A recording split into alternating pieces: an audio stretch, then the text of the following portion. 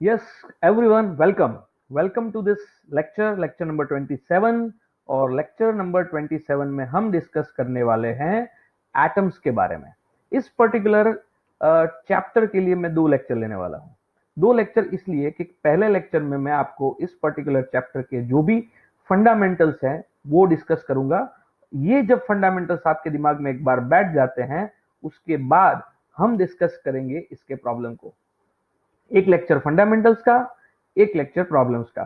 ठीक है, आइए शुरू करते हैं इस फंडामेंटल के लेक्चर को। यहां पे सबसे पहले जो टॉपिक इस चैप्टर में पढ़ने में आता है वो है रुथरफोर्ड का मॉडल। रुथरफोर्ड ने अपने एक्सपेरिमेंट में गोल्ड की बहुत ही पतली फॉइल ली थी और उस पतली फॉइल के सामने गोल्ड की एक पतली फॉइल ली थी और उस पतली फॉइल के सामने क्या किया था, अल्फा पार्टिकल उसके ऊपर बॉम्बार्ड किए थे। अल्फा पार्टिकल जब बॉम्बार्ड हुए तब उसको ये ऑब्जर्वेशन मिला कि बहुत सारे अल्फा पार्टिकल ऐसे ही आर पार निकल गए।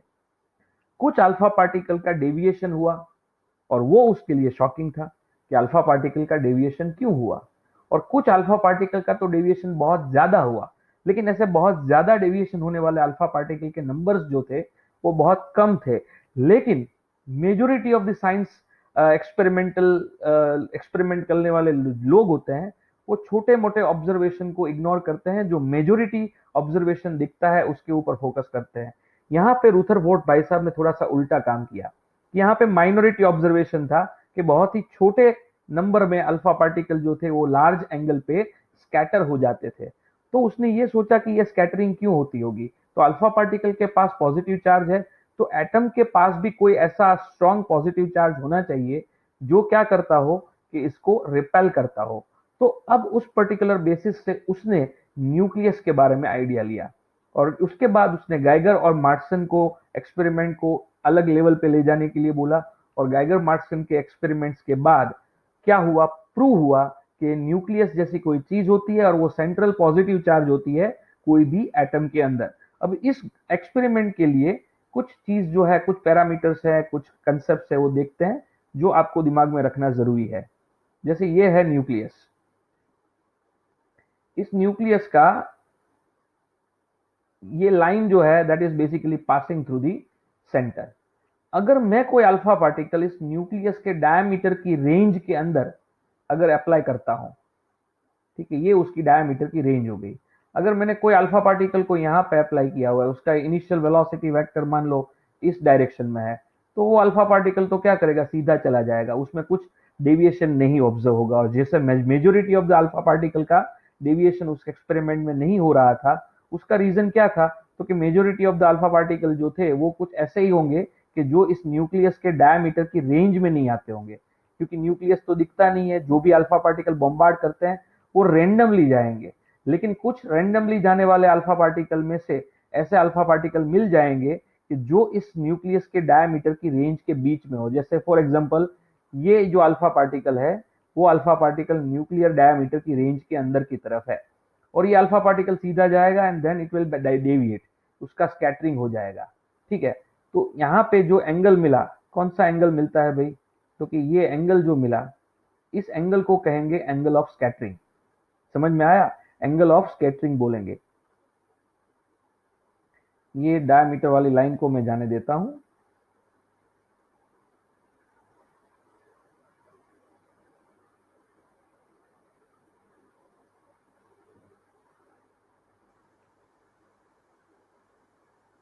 चलिए, ये हो जाएगा कुछ ऐसा, ऐसे जाएगा एंड वो यहां से स्कैटर हो गया फॉर एग्जांपल। तो यहाँ पे ये जो एंगल मिला, ये वाला एंगल, ये वाला एंगल जो है दैट इज बेसिकली थीटा, और इस थीटा को एंगल ऑफ स्कैटरिंग बोला जाता है। फिर ये जो डिस्टेंस है, मैं ऐसा बोल सकता हूं कि अपना अल्फा पार्टिकल जो है उसका टारगेट तो क्या था, उसका टारगेट था कि वो न्यूक्लियस के सेंटर को हिट करे। लेकिन ये अल्फा पार्टिकल जो है उसके सेंटर को हिट हिट करने से क्या हो गया, चूक गया। मतलब वो हिट नहीं कर पाया, कितने डिस्टेंस से दूर, कितने दूर से वो चला गया बाहर की तरफ।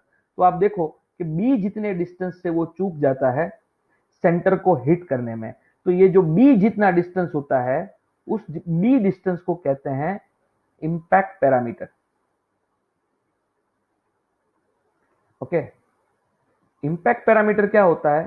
तो कि अल्फा पार्टिकल की जो इनिशियल वेलोसिटी का वेक्टर होता है वो वेक्टर, और अल्फा पार्टिकल के सेंटर में से पास होने वाली जो लाइन है वो लाइन के बीच का जो डिस्टेंस होता है उस डिस्टेंस को क्या कहा जाता है? उस डिस्टेंस को कहा जाता है इम्पैक्ट पैरामीटर। तो you can just have a look here. Impact parameter में ये अल्फा पार्टिकल है और ये अल्फा पार्टिकल का वेक्टर है यहाँ पे। ओके, इनिशियल वेलोसिटी वेक्टर, और इनिशियल वेलोसिटी वेक्टर और सेंटर में से पास होने वाली ये लाइन, इन दोनों के बीच का ये जो गैप है, that gap b is basically what? The impact parameter. अब देखो, अल्फा पार्टिकल इस पर्टिकुलर पॉइंट से डेविएट होना शुरू कर दिया, तो यहां से लेके यहां तक का जो डिस्टेंस है उसको कहते हैं distance of closest approach, DOCA। Okay, इसको कहते हैं DOCA। मतलब क्या हुआ? तो कि distance of closest approach. Distance of closest approach क्या दिखाता है? ये दिखाता है कि अपना अल्फा पार्टिकल जब हमने बॉम्बार्ड किया किसके ऊपर? गोल्ड फॉइल के ऊपर, तब गोल्ड के न्यूक्लियस के कितने नजदीक गया। डिस्टेंस ऑफ क्लोजेस्ट अप्रोच मतलब कम से कम डिस्टेंस बिटवीन व्हाट? वो अल्फा पार्टिकल और न्यूक्लियस बिफोर इट्स डेविएशन। वो डेविएट हुआ उससे पहले कितने नजदीक आया, कितने नजदीक आया किससे? तो कि न्यूक्लियस से। तो उसको कहते हैं डिस्टेंस ऑफ क्लोजेस्ट अप्रोच। समझ में आया अब इम्पैक्ट पैरामीटर क्या होता है, डिस्टेंस ऑफ क्लोजेस्ट अप्रोच क्या होता है? फिर थीटा जो है that is basically angle of scattering होता है, उसको कहते हैं एंगल ऑफ स्कैटरिंग। अब देखो, ध्यान से समझो यहां पे मैं क्या कहना चाहता हूं कि अगर मान लो कि अगर अल्फा पार्टिकल ऐसे आया होता, फॉर एग्जाम्पल एग्जैक्टली उसके सेंटर पे आया होता, मतलब ये सेंटर में से पास होने वाली ये लाइन है, और मान लो अल्फा पार्टिकल का इनिशियल वेलोसिटी वेक्टर इस पर्टिकुलर लाइन के ऊपर होता, तो क्या करते? यू यहां पे आता, ये है अल्फा पार्टिकल, तो अल्फा पार्टिकल का इनिशियल वेलोसिटी वेक्टर इस पर्टिकुलर लाइन के ऊपर होता, पैरेलल ऐसे ही जाता, तो आंसर क्या आता? तो यहां पे आप क्लियरली बोल सकते हो कि यहां पे इंपैक्ट पैरामीटर हो जाता है 0। ठीक है, ये पार्टिकल सीधा जाएगा जाएगा जाएगा और यहां से क्या करेगा? बहुत नजदीक से वो वापस आएगा, यू टर्न लेगा। मतलब यहां पे उसका जो डिस्टेंस ऑफ क्लोजेस्ट अप्रोच है वो कुछ इतना हो जाएगा। This is going to be the distance of closest approach, और ये distance of closest approach in this case is going to be radius of nucleus, और इम्पैक्ट पैरामीटर क्या हो जाएगा? 0। और आप यहां से देख ही रहे हो कि एंगल ऑफ स्कैटरिंग थीटा कितना मिल रहा है? 180 डिग्री मिल रहा है, right? 180 degree angle of scattering मिल रहा है। अगर अल्फा पार्टिकल सेंटर में से पास होने वाले लाइन के पैरेलल यदि जा रहा है, मतलब क्या न्यूक्लियस को वो हेड ऑन कोलिजन करने वाला हो, तो ऐसे सिचुएशन में एंगल ऑफ स्कैटरिंग 180 मिलेगा, बी क्या हो जाएगा? 0 हो जाएगा, और डिस्टेंस ऑफ क्लोजेस्ट अप्रोच जो है वो न्यूक्लियस की रेडियस के बराबर हो जाएगा। कितना हो जाएगा यहाँ पे? इज वेरी मच क्लियर, समझ में आया? अब यहां से हमको कुछ पता चलता है। क्या पता चलता है? देखो, अगर b की वैल्यू लार्ज है, large value of b gives you large value of b gives you large value of distance of closest approach and less value of angle of scattering. अगर लेस वैल्यू है b की, तो आपको क्या देगा? Less value of what? Distance of closest approach देगा, and large value of theta देगा आपको। ठीक है, थीटा आपका लार्ज हो जाएगा और distance of closest approach less हो जाएगा। अगर बीटा की वैल्यू छोटी है तो यहां पे लेस के साथ क्या आएगा? लेस आएगा। Okay, is that understood? Perfectly समझ में आया कि नहीं आया? लेस बी और लार्ज बी के बारे में यहां पे हमने ये देख लिया है। चलिए, इतना कंसेप्चुअल पार्ट काफी है इस पर्टिकुलर चीज के लिए। इसके बाद गाइगर मार्टसन ने जो एक्सपेरिमेंट किया था, उस एक्सपेरिमेंट का ये ग्राफ है, that how many number of I can say alpha particle, ये नंबर है और इस पर्टिकुलर एक्सिस पे एंगल है, मतलब थीटा जितने एंगल पे स्कैटर होने वाले अल्फा पार्टिकल का नंबर क्या होगा, वो नंबर अगर मुझे फाइंड करना है तो वो नंबर आपको यहां से मिलेगा। देखिए ये ग्राफ कुछ ऐसा आता है, आप देख रहे हो कि थीटा जैसे जैसे इंक्रीज होता है नंबर रिड्यूस होता है। इसका मतलब क्या है कि there are very less alpha particles scatters at large angle, ठीक है, there are very less number of alpha particle scatters at large angle, और बहुत सारे अल्फा पार्टिकल आपको मिल जाएंगे जो छोटे एंगल पे स्कैटर होते हो, राइट। तो यहाँ पे स्कैटर होते हैं लार्ज एंगल पे, ये इंडिकेट करता है repulsion with what, nucleus, right. तो इसका मतलब है कि हमको सिर्फ वही अल्फा पार्टिकल काम के हैं, लेकिन लार्ज एंगल वाले या 180 डिग्री एंगल वाले अल्फा पार्टिकल मिलते हैं, and that proves the existence of central positive charge with in the atom, जिसको नाम हमने दिया है न्यूक्लियस। चलो अभी ये हो गया है गाइगर मार्टसन का रिजल्ट, और इसके बाद इस पर्टिकुलर एक्सपेरिमेंट की एक लिमिटेशन थी कि चलो न्यूक्लियस तो रुथरफोर्ड एक्सपेरिमेंट से प्रूव हो गया कि न्यूक्लियस जैसी कोई चीज होती है, लेकिन हम जब जानते हैं कि एटम क्या होता है, न्यूट्रल होता है, और एटम न्यूट्रल होता है उसकी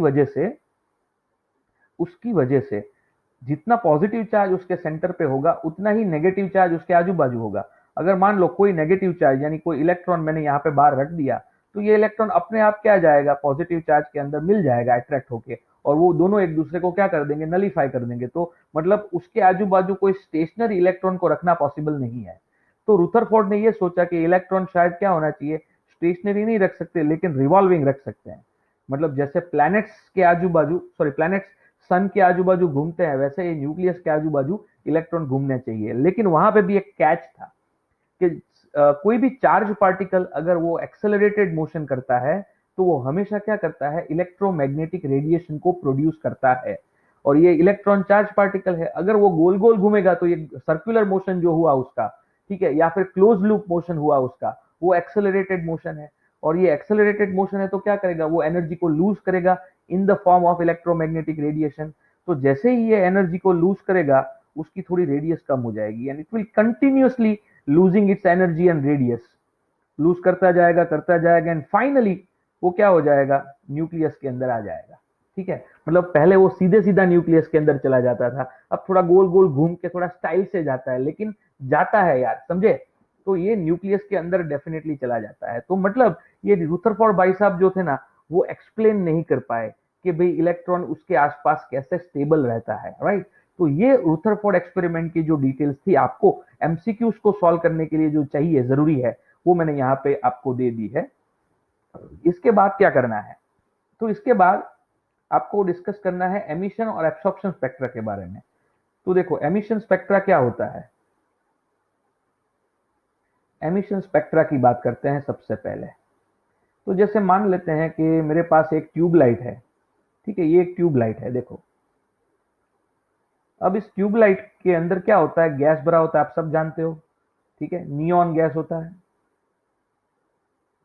अब ये जो गैस है, इस तरफ है कैथोड, इस तरफ है एनोड, और जैसे ही हम ट्यूबलाइट को सप्लाई देते हैं, ठीक है, जैसे ही हम ट्यूबलाइट को क्या कर देते हैं, सप्लाई देते हैं, यहां से कैथोड से इलेक्ट्रॉन आना शुरू कर देंगे, और ये इलेक्ट्रॉन क्या करेंगे, इसके गैस के कोई भी मॉलिक्यूल्स के साथ या एटम के साथ टकराएंगे, और इसकी वजह से मान लो कि मॉलिक्यूल अभी ग्राउंड स्टेट में था, ये ग्राउंड स्टेट है, ग्राउंड स्टेट ऑफ एनर्जी, और ये एक्साइटेड स्टेट ऑफ एनर्जी है। तो अपना एटम मान लो यहां पे था, लेकिन जैसे ही इलेक्ट्रॉन आया, ओके, इलेक्ट्रॉन इसके साथ टकराया, उसको इस एटम को क्या मिला, एनर्जी मिला, और इस एटम को एनर्जी मिलने की वजह से ये एटम चला गया एक्साइटेड स्टेट में। लेकिन एक्साइटेड स्टेट में हाई एनर्जी होती है, यहाँ पे हाई एनर्जी होती है, यहाँ पे लो एनर्जी होती है। तो हाई एनर्जी वहां पे है तो वो क्या करेगा, स्टेबल नहीं रह पाएगा, और वो अपने आप स्टेबिलिटी को अचीव करने के लिए वो एटम वापस अपने ओरिजिनल स्टेट में वापस आएगा, और जैसे वो वापस आएगा यहां से वो इलेक्ट्रोमैग्नेटिक रेडिएशन को रिलीज करेगा। अपने घर में जो ट्यूबलाइट चालू करते हैं और ट्यूबलाइट से जो लाइट मिलती है, ये लाइट और कुछ नहीं होता, यही इलेक्ट्रोमैग्नेटिक रेडिएशन होता है जो एटम एक्साइटेड स्टेट से ग्राउंड स्टेट के तरफ आने की वजह से क्या करता है, रिलीज करता है।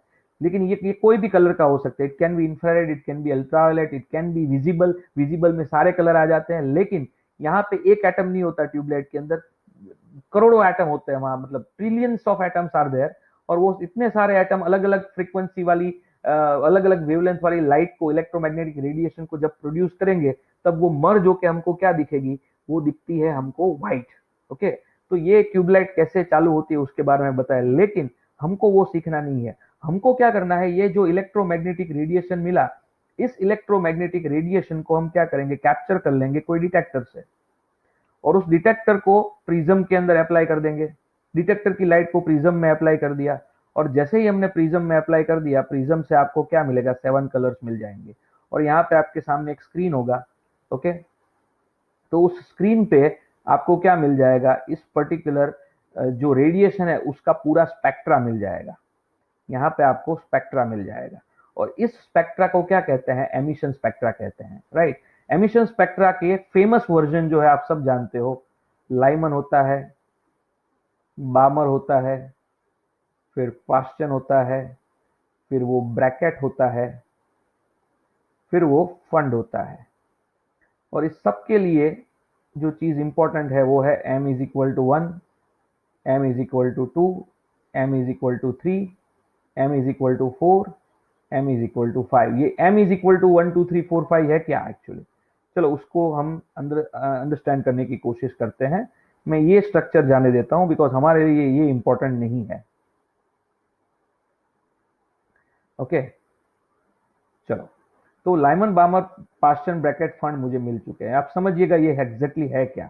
जैसे मैंने अभी बताया ना कि हायर एनर्जी लेवल से लोअर एनर्जी लेवल में जंप होता है और इलेक्ट्रोमैग्नेटिक रेडिएशन आता है। तो बहुत सारे एनर्जी लेवल में बताता हूं। चलो, ये मान लो कि पहला एनर्जी लेवल है, दैट इज ग्राउंड स्टेट। फिर उसके बाद आता है दूसरा, first energy level, first excited state. फिर आता है सेकेंड एक्साइटेड स्टेट, एंड फिर उसके बाद आता है थर्ड एक्साइटेड स्टेट मानी 4, और सबसे ऊपर आता है इनफाइनाइट वाला स्टेट। ठीक है, और इनफाइनाइट वाले स्टेट में एनर्जी क्या होती है, 0 होती है। और यहाँ पे सबसे कम होती है, लोवेस्ट एनर्जी होती है ग्राउंड स्टेट में, और लेकिन वो नेगेटिव में लोवेस्ट होती है। हाँ, लेकिन वो चलो उसको अभी थोड़ी देर के लिए जाने दो, वो अभी हम थोड़ी देर के बाद ही डिस्कस करेंगे। अभी तो सिर्फ इतना बताते हैं कि ये सारे एनर्जी लेवल होते हैं। अब जैसे मैंने बोला ना कि एटम क्या करेगा, हायर एनर्जी लेवल से लोअर एनर्जी लेवल में जंप करेगा। तो मान लो कि वो इनफाइनाइट से 1 में जंप कर रहा है। हो सकता है कि वो 4 नंबर में से 1 में जंप करे, हो सकता है कि वो 3 में से 1 में जंप करे, ये भी हो सकता है कि वो 2 में से 1 में जंप करे। तो इतने सारे पॉसिबिलिटीज यहाँ पे मिलेंगे। तो ये सारी पॉसिबिलिटीज आपको क्या देगी, लाइमन सीरीज देगी आपको। क्योंकि आप देखिए हर एक जगह, हर एक केस में जंप कहाँ पे होता है, तो कि जंप होता है नंबर 1 के अंदर। फिर बामर सीरीज कैसे मिलेगी, तो नंबर अगर जंप अगर 2 में होता है तो बामर मिलेगा, ऐसे। जंप अगर 2 में होता है तो बामर सीरीज मिलेगी।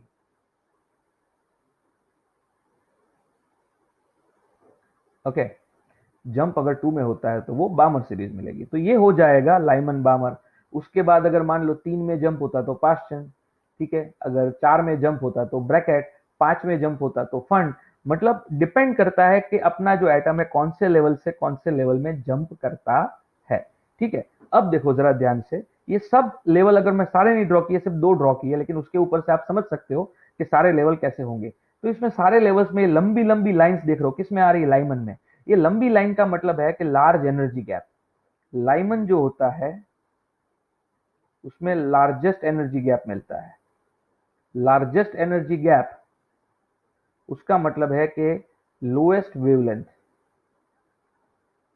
क्योंकि एनर्जी गैप जो होता है वो होता है hc by lambda. Energy gap जो होता है वो hc बाय लेमड़ा होता है। लार्जेस्ट एनर्जी गैप यानी Eg इज लार्जेस्ट, तो लोएस्ट लेमड़ा होगा, तो lambda is the lowest. Okay, तो लैम्बडा लोएस्ट किसका होता है? अगर मान लो अल्ट्रावायलेट, इंफ्रारेड और विजिबल में से अल्ट्रावायलेट का लैम्बडा सबसे कम होता है, तो लाइमन सीरीज आपको अल्ट्रावायलेट में मिलती है, बामर सीरीज आपको विजिबल में मिलती है, और बाकी की जो 3 सीरीज है वो सीरीज आपको इंफ्रारेड रीजन में मिलती है, राइट? इंफ्रारेड रीजन में मिलती है। समझ में आया? ये पांचों सीरीज के बारे में हमने यहां पे अभी डिस्कस किया। अभी क्या करना है? तो ये इतना तो समझ में आ गया है कि भाई कौन सी सिचुएशन में कौन से रेडिएशंस मिलते हैं। अगर मुझे ट्यूबलाइट में से रेडिएशंस को यूज करके अपने घर में रोशनी करनी है तो मुझे चाहिए बामर सीरीज, क्योंकि बामर सीरीज विजिबल रेंज में मिलती है। ओके, तो मतलब आपको आपके ट्यूबलाइट के अंदर जो गैस है उसका सिलेक्शन प्रॉपर करना पड़ेगा, ट्यूबलाइट के डायमेंशन का सिलेक्शन प्रॉपर करना पड़ेगा, गैस की डेंसिटी का सिलेक्शन प्रॉपर करना पड़ेगा, और ये सब सिलेक्शन प्रॉपर करोगे तो इसके हिसाब से क्या होगा, आपको बामर सीरीज मिलेगी। चलो अभी यहां से आगे बढ़ते हैं। लाइमन बामर पास्टन के बारे में समझ लिया, ये हुआ एमिशन स्पेक्ट्रा, और एमिशन स्पेक्ट्रा में इतनी चीज जानना जरूरी था। अभी एमिशन स्पेक्ट्रा के बाद आता है एब्सॉर्प्शन स्पेक्ट्रा।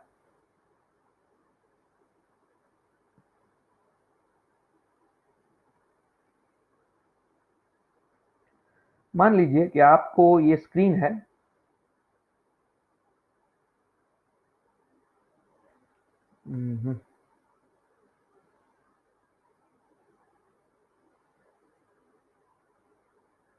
यहां पे स्क्रीन है, ठीक है? फिर यहां पे हमने प्रिज्म रखा है, और प्रिज्म से हमको क्या मिल रहा है, जैसे फॉर एग्जांपल ऐसे, ऐसे और ऐसे स्पेक्ट्रम हमको मिल रहा है, राइट? लेकिन ये स्पेक्ट्रम आ कहां से रहा है? मान लीजिए कि कोई सोर्स है जो रेडिएशन को प्रोड्यूस करता है, वो सोर्स में से ये लाइट आ रही है, लेकिन इस सोर्स से प्रिज्म के बीच में एक मीडियम है कोई, ठीक है? कोई मीडियम है यहाँ पे। अब ये क्या हो रहा है, सोर्स में से जितने भी इलेक्ट्रोमैग्नेटिक वेव्स यहाँ पे निकलते हैं, वो सारे इलेक्ट्रोमैग्नेटिक वेव में से कुछ इलेक्ट्रोमैग्नेटिक वेव्स इस मीडियम के अंदर क्या हो जाते हैं, एब्सॉर्ब हो जाते हैं। समझ में आया? मान लो कि सोर्स में से 10 अलग अलग वेवलेंथ निकली, 10 में से मान लो कि 4 ऐसी वेवलेंथ है जो इस पर्टिकुलर मीडियम में एब्सॉर्ब हो गई, तो बाकी यहाँ पे क्या मिलेगी, 6 वेवलेंथ आगे पास होगी, और इस यहाँ पे स्पेक्ट्रा जो मिलेगा ना, उसमें सिर्फ ये 6 वेवलेंथ दिखाई देगी। होती है 10, लेकिन दिखाई देगी 6, और बाकी की 4 की जिस जगह पे होगा, जिस जगह पे 4 मिलनी चाहिए थी वहां पे वो मिलेगी नहीं, लेकिन वहां पे आपको उस 4 की मिसिंग वेवलेंथ यानी ब्लैक बैंड्स दिखाई देंगे, आपको काली काली पट्टियां जैसा दिखाई देगा। तो ये जो ब्लैक बैंड्स दिखते हैं उसको कहते हैं एब्सॉर्प्शन स्पेक्ट्रा। मतलब वो दिखाएगा कि कौन से फ्रीक्वेंसी या वेवलेंथ वहां पे मीडियम के अंदर एब्सॉर्ब हो चुकी है। तो black bands is absorption spectra, और बाकी जो है वो एमिशन स्पेक्ट्रा है। हमेशा याद करना कि एमिशन स्पेक्ट्रा और एब्सॉर्प्शन स्पेक्ट्रा दोनों को कंबाइन करोगे तो आपको आपका टोटल स्पेक्ट्रा मिलता है, राइट? तो ये हो गया एमिशन स्पेक्ट्रा और एब्सॉर्प्शन स्पेक्ट्रा के बारे में बात। साथ साथ में हमने लाइमन बामर पास्टन ब्रैकेट फंड की भी बात कर ली, और यहां से हमको एक सबसे बड़ी इंपॉर्टेंट चीज क्या समझ में आती है कि लाइमन जो होता है उसमें डेल्टा ई यानी एनर्जी गैप क्या होता है, हाईएस्ट होता है, ये याद रखना। और लेमड़ा क्या होता है, स्मॉलेस्ट। ओके, और जैसे जैसे आगे बढ़ते जाओगे लास्ट में क्या आएगा, फंड आएगा। फंड में ये डेल्टा ई स्मॉलेस्ट होता है, और लेमड़ा जो होता है वो हाईएस्ट होता है। लेमड़ा जो होता है वो हाईएस्ट होता है, राइट? तो ये चीज दिमाग में रखना, बस इतना काम हो जाएगा एमिशन और एब्सॉर्प्शन स्पेक्ट्रा में, आपका काम खत्म हो जाएगा। इसके बाद डिस्कस क्या करना है, तो इसके बाद की डिस्कशन है जो है वो है बोर मॉडल की।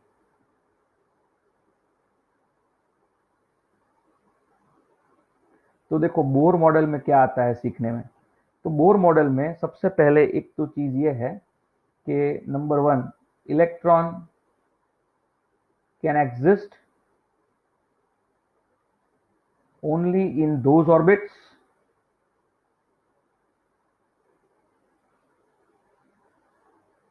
for which its angular momentum L वो क्या हो, NH/2 हो, यानी NH कट हो। मतलब न्यूक्लियस है फॉर एग्जांपल, ये न्यूक्लियस के आजू बाजू ये है पहली ऑर्बिट, पहली ऑर्बिट है, इसलिए n की वैल्यू क्या होगी 1, और n की वैल्यू अगर हम 1 रख देंगे तो l की वैल्यू क्या आएगी, h कट आएगी। l की वैल्यू क्या आएगी, h कट आएगी। उसके बाद क्या करेंगे, तो उसके बाद ये है नंबर 2, तो यहाँ पे l की वैल्यू क्या आएगी, 2h कट आएगी। मतलब यहाँ पे l की वैल्यू h कट है तो इस पर्टिकुलर ऑर्बिट में इलेक्ट्रॉन रह सकता है। यहाँ पे 2h कट है तो भी वो रह सकता है, लेकिन इन दोनों के बीच का जो रीजन है, ये वाला जहाँ पे मैं डॉट डॉट डॉट कर रहा हूँ, ठीक है, ये जो बीच वाला रीजन है, बीच वाले रीजन में एंगुलर मोमेंटम की वैल्यू NH कट के फॉर्मेट में नहीं होगी, यानी क्वांटाइज नहीं होगी। यहाँ पे बोर ने एंगुलर मोमेंटम का क्वांटाइजेशन एक्सप्लेन किया है। तो इलेक्ट्रॉन सिर्फ ऐसी ऑर्बिट में रह सकता है जिस ऑर्बिट में उसका एंगुलर मोमेंटम क्या हो, क्वांटाइज्ड हो, दैट इज NH कट के फॉर्म में हो। n की वैल्यू 1 2 3 4 कुछ भी हो सकती है, ठीक है। मतलब इस ऑर्बिट में रहना है तो पॉसिबल है पहली ऑर्बिट में, फिर दूसरी ऑर्बिट में रहना है तो भी पॉसिबल है, लेकिन इन दोनों के बीच में रहना पॉसिबल नहीं है। ये है बोर का फर्स्ट मॉडल। और यहाँ पे ये जो है 1 फिर 2, फिर यहाँ पे तीसरा ऑर्बिट है, that is n is equal to 3, उसके अंदर क्या होगा, l का वैल्यू 3h कट होगा। फिर उसके बाद ये n इज इक्वल टू क्या है, 4 है, n इज इक्वल टू 4 है, तो l की वैल्यू क्या होगी, 4h कट होगी। l की वैल्यू क्या होगी, 4h कट हो जाएगी। तो ये अलग अलग ऑर्बिट्स है। पहली ऑर्बिट में जो शेल होता है उसको k कहते हैं, दूसरी ऑर्बिट के शेल को l कहते हैं, तीसरी ऑर्बिट के शेल को m कहते हैं, और चौथी ऑर्बिट के शेल को n कहते हैं। तो k l m n 4 shell होते हैं, ये आप जानते हो ऑलरेडी, केमिस्ट्री में ये सब कुछ आ चुका होगा आपको, ठीक है। तो ये चीज आपके बोर मॉडल का पहला पिक्चर है। बोर मॉडल में अगर आप इमेजिनेशन करने जाओ तो कुछ ऐसा मिलेगा। Apart from that, Bohr model में दूसरा हाइपोथेसिस जो है वो प्लांक वाला हाइपोथेसिस है। प्लांक ने ये बोला था, उसके हिसाब से बोर का हाइपोथेसिस आया। मान लो कि ये एनर्जी लेवल है nth एनर्जी लेवल है, और ये mth एनर्जी लेवल है। अगर इलेक्ट्रॉन अगर nth लेवल में से mth लेवल में जंप करता है, इस लेवल में से वो नीचे वाले लेवल में जब वो जंप करता है, तब क्या करेगा, रेडिएशन को एमिट करेगा। कितनी फ्रीक्वेंसी वाले रेडिएशन को एमिट करेगा, मान लेते हैं कि वो f जितनी फ्रीक्वेंसी वाले रेडिएशन को एमिट करेगा।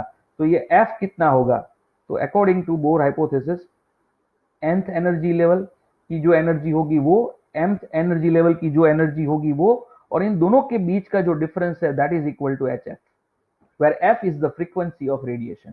मतलब अगर इलेक्ट्रॉन nth लेवल से mth लेवल में जंप करता है तो hf जितनी एनर्जी रिलीज करेगा, और वो hf जितनी एनर्जी होगी वो दोनों एनर्जी लेवल के गैप के जो बराबर होगी, मतलब दोनों एनर्जी लेवल के डिफरेंस के बराबर होगी। तो En minus em is equal to क्या हो जाएगा, hf हो जाएगा। So this is what we have, इतना होता है हमारे पास। ये है नंबर 1, ये है नंबर 2। ये बोर का मॉडल है, बोर के मॉडल में ये दूसरा कंसेप्ट है। फिर तीसरा कंसेप्ट बोर मॉडल में ये आता है कि जैसे बोर मॉडल में L जो होता है वो होता है MVR, और MVR की जगह पे आप NH/2 लिख सकते हो। नंबर 4, यहाँ पे जो भी इलेक्ट्रॉन घूम रहा है वो उसकी रेडियस के बारे में बात आती है। रेडियस क्या होगी उसकी, तो कि n square h square epsilon 0 z square pi और m।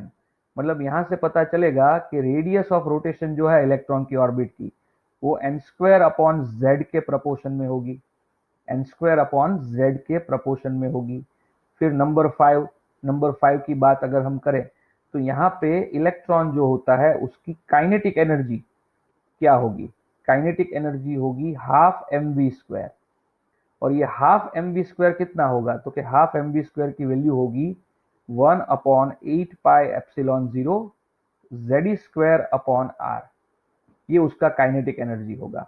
फिर उसका पोटेंशियल एनर्जी क्या होगा इलेक्ट्रॉन का, तो पोटेंशियल एनर्जी होगा -1/4πε0 z²/r। फिर उसका टोटल एनर्जी क्या होगा, तो कि total energy kinetic energy plus potential energy होगा। और अगर इसको सम करोगे आप तो 1/8πε0 माइनस फिर जेड स्क्वायर अपॉन क्या हो जाएगा, आर हो जाएगा। ये है टोटल एनर्जी ई, के है, यू है, ई है। ठीक है, इस तीनों तीन रिजल्ट्स देखो आप, इसका रिजल्ट देखो, इसका रिजल्ट देखो और ये रिजल्ट देखो। इस तीनों तीन रिजल्ट्स को देख के आप ऐसा लिख सकते हो कि E is equal to minus k and उसकी वैल्यू कितनी है फिर u/2 जितनी है।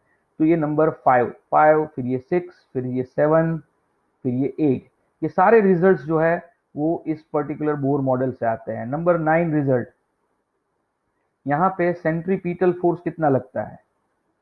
सेंट्रीपीटल फोर्स, सेंट्रीपीटल फोर्स होता है mv²/r और mv²/r क्या होता है 1/4πε0 z²/r²। यहाँ पे समझने की कोशिश कीजिए, बोर ने क्या किया था, न्यूक्लियस के आजू बाजू जो भी इलेक्ट्रॉन की ऑर्बिट होती है वो इलेक्ट्रॉन की ऑर्बिट सर्कुलर एज्यूम की थी। तो सर्कुलर एज्यूम की थी तो इस तरफ सेंटर की तरफ लगने वाला जो फोर्स होगा, सेंटर पे अगर मान लो जेड जितना चार्ज है, ठीक है, तो जेड जितना चार्ज न्यूक्लियस का, बाहर का चार्ज ई है, तो वो ई चार्ज किसका होगा, इलेक्ट्रॉन का। तो अगर आप यहाँ पे कूलम फोर्स लिखोगे तो कूलम फोर्स यहाँ पे इस तरह से कुछ आ जाएगा, you can just have a look. ये है बेसिकली कूलम फोर्स। यहाँ पे कूलम फोर्स क्या आएगा 1/4πε0 Q1 Q2 यानी Ze इंटू ई, तो क्या हो जाएगा Z² डिवाइडेड बाय क्या हो जाएगा R²। तो यहाँ पे हमने यही लिखा हुआ है, तो सेंट्रीपिटल फोर्स इतना हो जाएगा। एंड लास्ट चीज जो है यहाँ पे नंबर 10 वो है energy, energy of electron in nth level. उस इलेक्ट्रॉन की एनर्जी क्या होगी, तो एनर्जी का फॉर्मूला कुछ ऐसा आता है, माइनस है यहाँ पे Z² me⁴ अपॉन 8ε0² h² और n²। या फिर अगर आप इसको इलेक्ट्रॉन वोल्ट के फॉर्म में लिखना चाहते हो तो 13.6 Z² अपॉन n² आ जाएगा यहाँ पे। तो ये हो जाएगा उसकी एनर्जी का फॉर्मूला। ठीक है, ये एनर्जी का फॉर्मूला भूलने लायक फॉर्मूला नहीं है भाई। ओके, तो ये हो गया उसका एनर्जी का फॉर्मूला। तो बोर मॉडल की जब बात करें तब इतने बेसिक फॉर्मूला आ जाते हैं उसके सामने। अब इस बेसिक फॉर्मूला के ऊपर से हम कुछ बहुत सारी चीजें यहाँ पे डिराइव कर सकते हैं। देखो जरा ध्यान से देखना, हमने क्या देखा अभी कि L is proportional to n देखा, रेडियस जो होता है वो प्रोपोर्शनल टू क्या होता है n²/z होता है। और हमने यहाँ पे ये भी देखा कि टोटल एनर्जी जो होती है, देखो यहाँ पे वापस टोटल एनर्जी किसके प्रोपोर्शन में है, you can just have a look. यहाँ पे देखो नीचे क्या है Z², ऊपर Z² है नीचे n² है। ठीक है, तो हम ऐसा बोल सकते हैं कि एनर्जी जो होती है वो बेसिकली Z² अपॉन n² के प्रोपोर्शन में होती है, राइट। अगर काइनेटिक एनर्जी की भी बात करें तो काइनेटिक एनर्जी भी क्या होगी Z² अपॉन n² के प्रोपोर्शन में होगी। काइनेटिक एनर्जी में क्या आता है v² आता है, तो इसका हम बोल सकते हैं कि दैट इज काइनेटिक एनर्जी में v² आता है, तो v² is proportional to Z²/n² हो जाएगा। और अगर दोनों साइड स्क्वायर रूट निकाल लो तो वेलोसिटी ऑफ इलेक्ट्रॉन जो होगी वो Z अपॉन n के प्रोपोर्शन में होगी। तो ये एक चीज आपको याद रखनी पड़ेगी। फिर ये दूसरी चीज आपको याद रखनी है, एनर्जी किसके प्रोपोर्शन में है वो तीसरी चीज, वेलोसिटी किसके प्रोपोर्शन में है वो चौथी चीज याद रखनी है, राइट। तो ये v is proportional to Z upon n हो जाएगा। अभी हम बात करते हैं ओमेगा की, ओमेगा होता है v अपॉन r। तो यहाँ पे प्रोपोर्शनलिटी कैसे आएगी, आप जानते हो v की प्रोपोर्शनलिटी Z अपॉन n है और r की प्रोपोर्शनलिटी जो है वो n²/z है, राइट। तो इसके ऊपर से हमको ये पता चलेगा कि omega is proportional to Z² upon n³।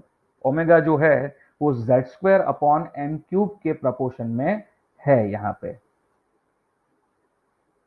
अब आप जानते हो ओमेगा जो होता है और फ्रीक्वेंसी होता है वो दोनों एक दूसरे के प्रोपोर्शन में होता है। तो ऐसा बोल सकते हैं कि as omega is directly proportional to frequency, frequency का प्रोपोर्शनलिटी भी क्या आएगा Z² अपॉन n³ आएगा, उसका प्रोपोर्शनलिटी भी Z² अपॉन n³ आ जाएगा। So this is what we have actually, right. Omega का फॉर्मूला मिला, एफ का फॉर्मूला मिला, L R E V, फिर यहाँ पे बात करेंगे किसकी, फोर्स की। फोर्स आप जानते हो, फोर्स होता है mv² / r। तो ये प्रोपोर्शनल टू v²/r है, तो v² करोगे तो क्या होगा, z² / n² होगा, और r का प्रोपोर्शनलिटी है n²/z। तो ये हो जाता है z³ / n⁴। तो f का जो प्रोपोर्शनलिटी है, ठीक है, वो z³ / n⁴ हो जाएगा। अब ये याद रखो। फिर इस f के बाद क्या है, तो कि f के बाद बारी आएगी टॉर्क की। तो हम टॉर्क को कैसे लिख सकते हैं, तो टॉर्क को लिख सकते हैं L/टाइम, एंगुलर मोमेंटम अपॉन टाइम, और इसको आप एंगुलर मोमेंटम इनटू फ्रीक्वेंसी के फॉर्म में भी लिख सकते हो। तो आप बोल सकते हो कि L इंटू एफ का प्रोपोर्शनलिटी है, तो ये टॉर्क का जो प्रोपोर्शनलिटी मिलेगा, L क्या है, N के प्रोपोर्शन में है, और ओमेगा जो है फ्रीक्वेंसी है जो है वो क्या है, z²/n³ के प्रोपोर्शन में है। तो यहां से आपको टॉर्क की प्रोपोर्शनलिटी मिल जाएगी, and that is going to be z²/n²। और ये आना भी चाहिए। टॉर्क का यूनिट क्या होता है, न्यूटन इंटू मीटर होता है, ठीक है, न्यूटन इंटू मीटर यानी जूल। तो ये एनर्जी का यूनिट हुआ, तो एनर्जी का प्रोपोर्शनलिटी अगर z²/n² है, तो यहाँ पे टॉर्क का प्रोपोर्शनलिटी भी क्या आना चाहिए, z²/n² आना चाहिए, without any question, without any doubt. तो यहाँ पे ये सब जो रिजल्ट मिले, वो रिजल्ट हमारे लिए बहुत बहुत बहुत काम के रिजल्ट है यार, समझना। ये L प्रोपोर्शनल टू n होता है, R प्रोपोर्शनल टू n²/z होता है, E proportional to z²/n², V proportional to z/n, omega z²/n²। ये जो लिखा है मैंने, वो सारी चीजें आपके दिमाग में रहनी चाहिए। ये सारे फिजिकल क्वांटिटीज कौन से पैरामीटर के साथ प्रोपोर्शन में है, उसके ऊपर से बहुत सारे प्रॉब्लम्स को हम बहुत ही इजीली सॉल्व कर सकते हैं। तो यहाँ पे इतना समझ में आ गया होगा आपको। Can I understand that guys, समझ में आया कि नहीं आया, मुझे जल्दी से बताओ। चलो, अब ये प्रोपोर्शनलिटी खत्म करने के बाद अब बारी किसकी है, तो कि हाइड्रोजन एटम को समझने की बारी है। अब हाइड्रोजन एटम में क्या होता है समझिए। For hydrogen atom,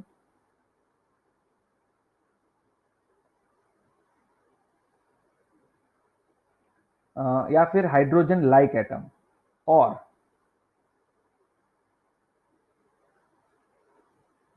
hydrogen like atom. ये हाइड्रोजन लाइक एटम क्या होता है, तो हाइड्रोजन लाइक एटम का मतलब ऐसा होता है कि जैसे हाइड्रोजन है, मान लो हाइड्रोजन के बाद है हीलियम, ओके, लेकिन हीलियम में कितने इलेक्ट्रॉन होते हैं, 2। तो हीलियम को एक इलेक्ट्रॉन निकाल दो तो वो क्या बन जाएगा, हीलियम प्लस आयन बन जाएगा, राइट। तो हीलियम प्लस आयन है ये। फिर हीलियम के बाद लिथियम डबल प्लस आयन, फिर बेरिलियम जो है वो +3 आयन। तो ये सारे एटम ऐसे एटम है कि जिसमें और एक ऑर्बिट जो है ना, उसकी ऑर्बिट में क्या है, सिर्फ एक इलेक्ट्रॉन है, लेकिन हर एक के जेड वैल्यू अलग है। यहाँ पे जेड वैल्यू 1 होगी, यहाँ पे 2 होगी, यहाँ पे 3 होगी, यहाँ पे 4 होगी। इसलिए हम अपने सारे फॉर्मूला में क्या रखते हैं, जेड को साथ में रखते हैं। तो फॉर हाइड्रोजन एटम हमारे लिए दो फॉर्मूला इंपॉर्टेंट है। एक फॉर्मूला है एनर्जी का। एनर्जी का फॉर्मूला है कुछ ऐसा, -z² me e⁴ 8 ε0² h² n²। Okay, ये En है, एनर्जी है, ठीक है। एनर्जी का फॉर्मूला ऐसा है।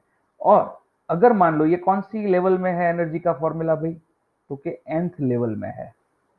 अच्छा, अगर मुझे mth लेवल में चाहिए वो फॉर्मूला, तो क्या करेंगे, तो बस यहाँ पे me ऐसे ही रहेगा, ऊपर न्यूमरेटर ऐसे ही रहेगा, ये 8 ε0² h² भी ऐसे ही रहेगा, यहाँ पे n की जगह पे m² आ जाएगा, और ये हो जाएगा mth लेवल,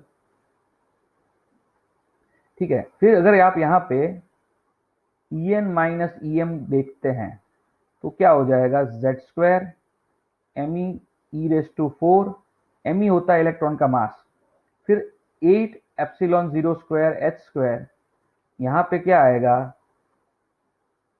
-1/n² + 1/m² आ जाएगा। अब यहाँ पे En minus em is equal to z² me e⁴ upon 8 ε0² h², और यह ब्रैकेट में क्या आ जाएगा, 1/m² - 1/n² आ जाएगा। अब यहाँ पे according to Bohr hypothesis number 2, आप एच एफ या एच सी बाय लेमडा लिख सकते हो। तो H C by lambda is equal to Z square, इस ब्रैकेट में क्या आएगा, M E raise to 4 upon 8 epsilon 0 square H square, और यहाँ पे ब्रैकेट में आ जाएगा 1 upon M square minus 1 upon N square. और अगर इस एच सी को नीचे लेके आते हैं तो क्या होगा, देखो 1 upon lambda M E raise to 4 upon 8 epsilon 0 square C H cube हो जाएगा। ठीक है, आगे जेड स्क्वायर है ही, यहाँ और यहाँ पे 1 upon M square minus 1 upon N square मिलेगा। एंड एग्जैक्टली इसकी वैल्यू कुछ आएगी ऐसी, Z square R 1 upon M square minus 1 upon N square. तो ये आपको फॉर्मूला मिल चुका है। देखो ये मैंने फॉर्मूला डिराइव किया है, ठीक है, इसलिए डेरिवेशन आपके लिए इंपॉर्टेंट नहीं है, लेकिन ये डेरिवेशन की प्रोसेस जो है वो आपके लिए इंपॉर्टेंट है। कभी कभी कोई प्रॉब्लम में हमको ऐसी प्रोसेस करनी पड़ेगी, तो जस्ट बहुत छोटी सी थी, 3-4 स्टेप ही थे, तो मैंने यहाँ पे बता दिया है। बाकी इस डेरिवेशन का ज्यादा कोई मतलब नहीं है। ठीक है, तो ये हो गया फॉर्मूला हमारे लिए। तो जब भी आप यहाँ से ये दो फॉर्मूला लिखते हो, तो उस दो फॉर्मूला के ऊपर से आप ये सब चीजें कैलकुलेट कर सकते हो। तो मैं मेरे लिए जो काम की चीज है वही यहाँ पे रखने वाला हूँ, बाकी सारी चीजें डिलीट कर देता हूँ। चलो, मेरे लिए जो काम का था वो क्या था, तो कि नीचे जो फॉर्मूला मुझे मिला वो, इसके सिवा मेरे लिए कुछ काम का नहीं था। तो I am just removing whatever not required to remember. लेकिन ये प्रोसीजर आपको याद रह जानी चाहिए, और ये वीडियो को कभी भी प्ले कर सकते हो आप। ठीक है, इस पर्टिकुलर लेक्चर को कभी भी देख सकते हो।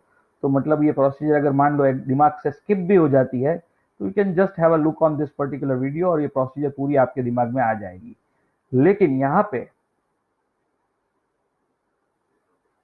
ये जो रिजल्ट आया वो रिजल्ट हमारे लिए काम का है, और मैं वो रिजल्ट को क्या कर रहा हूं, यहाँ पे लेफ्ट हैंड साइड में लिख रहा हूं। चलो, तो here 1 upon lambda is equal to Z square R 1 upon M square minus 1 upon N square. ठीक है, यहाँ पे nth लेवल में से mth लेवल में अगर कोई एटम या इलेक्ट्रॉन जंप करता है, तो ऐसी सिचुएशन के अंदर वेवलेंथ कितनी रिलीज होगी, उस वेवलेंथ के फॉर्मूला के बारे में इस पर्टिकुलर इक्वेशन में बात की है। राइट, इस इक्वेशन में आर जो है वो रीडबर्ग कांस्टेंट है। आर जो है वो रीडबर्ग कांस्टेंट है। देखो, where R is Rydberg constant,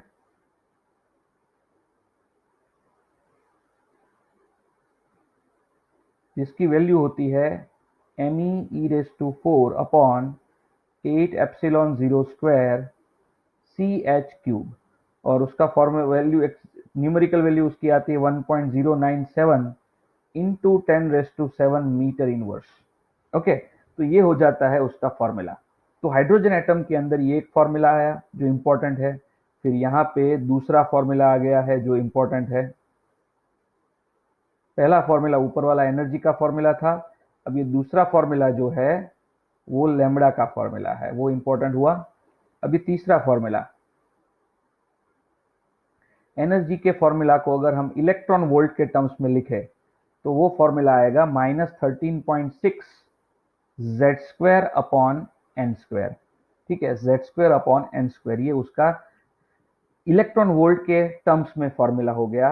अब नंबर 4, देखो हम जानते हैं कि 1 अपॉन लेमडा जो होता है वो कुछ ऐसा है। ओके,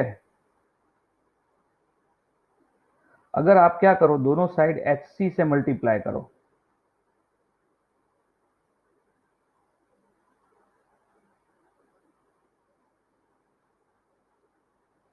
तो क्या होगा, तो एच सी बाय लेमडा आपको क्या देगा, एनर्जी ही देगा। तो एनर्जी का फॉर्मूला हो जाएगा Z square H C R 1 upon M square minus 1 upon N square, और इसको आप एच एफ भी लिख सकते हो। तो यहां से आपको फ्रीक्वेंसी का भी फॉर्मूला मिल जाएगा, एच एच कैंसिल करने से, Z square R C 1 upon M square minus 1 upon N square. तो ये हो जाता है बेसिकली लेमडा का एनर्जी का और फ्रीक्वेंसी का formula in terms of m and n। मतलब अगर कोई इलेक्ट्रॉन या एटम nth लेवल से mth लेवल में जंप करता है तो उसकी वेवलेंथ क्या होगी, तो यहां से मिल जाएगी। फ्रीक्वेंसी क्या होगी, तो यहां से मिल जाएगी। लेमडा क्या होगा, तो सॉरी एनर्जी क्या होगी, तो भी यहां से मिल जाएगी। Is that perfectly understood guys? समझ में आया इस पर्टिकुलर चीजों को? अभी इस पर्टिकुलर चीज को समझने के बाद सबसे इंपॉर्टेंट चीज जो है वो अब आती है। देखो, सबसे ज्यादा पूछी जाने वाली ये चीज है, ये है n इज इक्वल टू 1, ये है n इज इक्वल टू 2, यहां पे n is equal to 3, n is equal to 4। ठीक है, तो यहां पे क्या आएगा, -13.6 आएगा। कहां से आया, क्योंकि एनर्जी का जो फॉर्मूला है अपना -13.6 Z square upon N square electron volt. तो ये पूरी स्केल इलेक्ट्रॉन वोल्ट में हो अगर, तो 4 हाइड्रोजन, अगर हम Z इज इक्वल टू 1 लेते हैं तो ये -13.6, ये -3.4, ये -1.51 और ये -0.86, और लास्ट में एक आएगा n is equal to infinite, और वहां पे क्या हो जाता है, जीरो। तो ये आपका पूरा एनर्जी लेवल का पूरा स्पेक्ट्रम है। मतलब अलग अलग लेवल पे एनर्जी क्या होगी, अगर आपको ढूंढनी है इलेक्ट्रॉन की, तो आप यहां से ढूंढ सकते हो। ठीक है, अब ये चीज हमको पता चल चुकी है। इसके लिए अब हम क्या करने वाले हैं, तो इसके ऊपर से बहुत सारे अलग अलग क्वेश्चंस पूछे जाते हैं। तो पहले इस क्वेश्चंस के टाइप को देखते हैं। देखो मैं क्या बताने वाला हूं। पहले तो आपको बोलेंगे वर्ड ऐसा, first type ionization energy.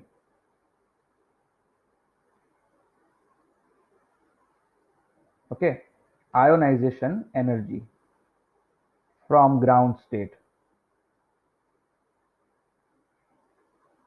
Okay, तो ग्राउंड स्टेट में से आयोनाइजेशन एनर्जी कितनी होगी। तो ग्राउंड स्टेट है तो हम बोल सकते हैं कि n इज इक्वल टू क्या होगा, 1। और ऐसे सिचुएशन में ई एन की वैल्यू क्या आएगी, तो कि -13.6 जेड स्क्वायर आएगा। अगर हाइड्रोजन एटम है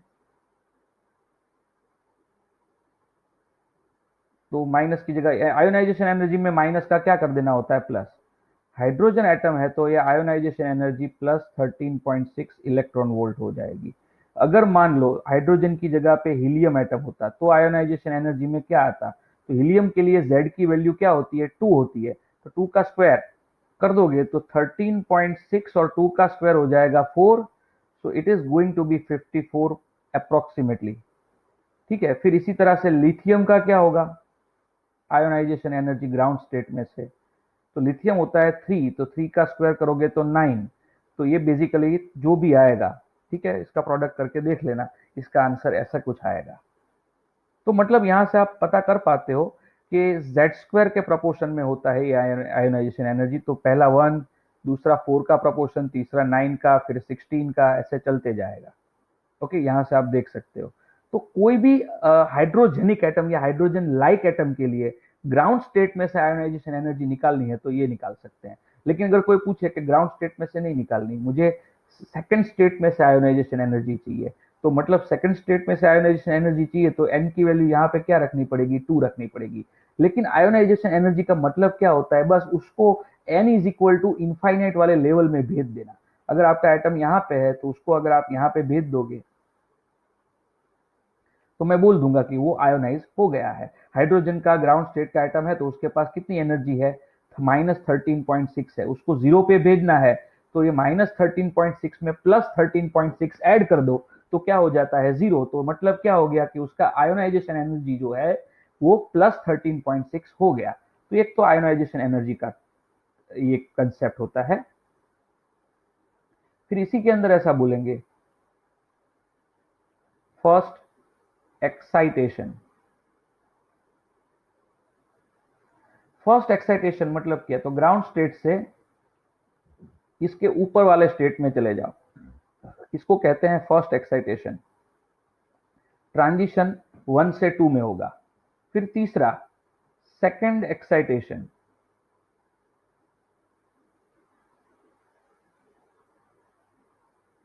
सेकंड एक्साइटेशन मतलब 1 से 3 में जाओ, ऐसे थर्ड एक्साइटेशन, फोर्थ एक्साइटेशन, आपको समझ में आ गया होगा। तो ये ऐसे वर्ड यूज होते हैं। फिर first ionization energy, first ionization उसका मतलब क्या होता है? तो आयोनाइज करना है, फर्स्ट आयोनाइज करना है मतलब मुझे क्या करना है, 1 से लेके इनफाइनाइट तक भेज देना है। फिर second ionisation, second ionisation, second ionisation करना है तो मुझे उसको 2 से इनफाइनाइट तक भेज देना है, राइट। ऐसे थर्ड आयोनाइजेशन मतलब 3 से इनफाइनाइट तक भेजो। ये सब टर्मिनोलॉजी सीखना, टर्मिनोलॉजी से आपको क्या पता चलेगा, ट्रांजिशन के बारे में पता चलेगा। And once you know the transition, इसके पहले हमने जो भी वो एम 1/m² और 1/n² वाले जितने भी फॉर्मूलाज देखे, वो सारे फॉर्मूलाज अगर आप यहाँ पे अप्लाई करोगे तो काम बन जाएगा। इसके सिवा आपको क्या बोलेंगे, नंबर 6 में अलग अलग तरीके से बताता हूं। नंबर 6 ऐसा बोलेंगे कि for example first line of Lyman, अगर ऐसा बोलते हैं तो क्या होगा, तो फर्स्ट लाइन ऑफ लाइमन। अब याद करो लाइमन में क्या होता है, तो कि लाइमन में जंपिंग होता है ऊपर से नीचे की तरफ, राइट। लाइमन में ऊपर से नीचे की तरफ जंपिंग होता है। तो चलो अभी मैं इसको थोड़ी देर के लिए जाने देता हूं, ठीक है। लाइमन में ऊपर के नीचे से जंपिंग होता है, लेकिन कहां पे जंपिंग होता है, तो कि भाई 1 में जंपिंग होता है, ठीक है। 1 के अंदर जंपिंग होता है, तो 1 के अंदर अपने जंपिंग करते हैं। देखो फर्स्ट लाइन करनी है ना, फर्स्ट लाइन मतलब जंप कहां से करो, 2 से करो, तो ये फर्स्ट लाइन मिलेगी। फिर अगर ऐसा बोलेंगे नंबर 7, चलो यहां से क्या होगा, 2 में से 1 में जंप होगा। फिर ऐसा बोलेंगे कि थर्ड लाइन ऑफ बामर, चलो मान लो सेकंड लाइन ऑफ बामर बोलते हैं, थर्ड लाइन नहीं, सेकंड लाइन। तो सेकंड लाइन का मतलब क्या और बामर का मतलब क्या, वो समझ लो पहले। तो बामर का मतलब है कि आपको जंपिंग करवानी है 2 में, आपको जंपिंग कहां पे करवानी है भाई, 2 में, ठीक है। सेकंड लाइन है ये, 2 में जंप करवाना है। लेकिन सेकंड लाइन, सेकंड लाइन मतलब देखो अगर 3 में से 2 में आता तो फर्स्ट लाइन, लेकिन 4 में से 2 में आएगा तो उसको हम बोलते हैं सेकंड लाइन। तो ये हो गया सेकंड लाइन ऑफ बामर, ओके। ये सेकंड लाइन ऑफ बामर है। तो समझ में आया कैसे होता है, ये वर्ड कैसे पकड़ते हो। फिर इसका मतलब इसके सिवा इसका ऐसा भी होता है, नंबर 8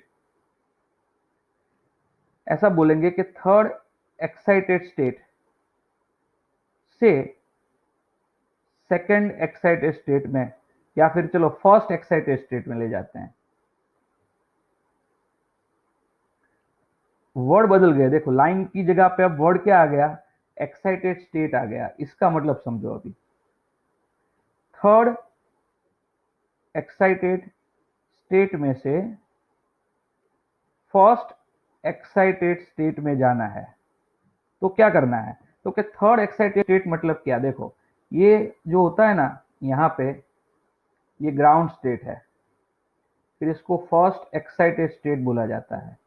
फिर इस 3 नंबर को सेकंड एक्साइटेड स्टेट बोला जाता है। फिर 4 नंबर को थर्ड एक्साइटेड स्टेट बोला जाता है। अब देखो थर्ड एक्साइटेड स्टेट यानी 4 नंबर से फर्स्ट एक्साइटेड स्टेट यानी 2 नंबर में ट्रांजिशन करना है।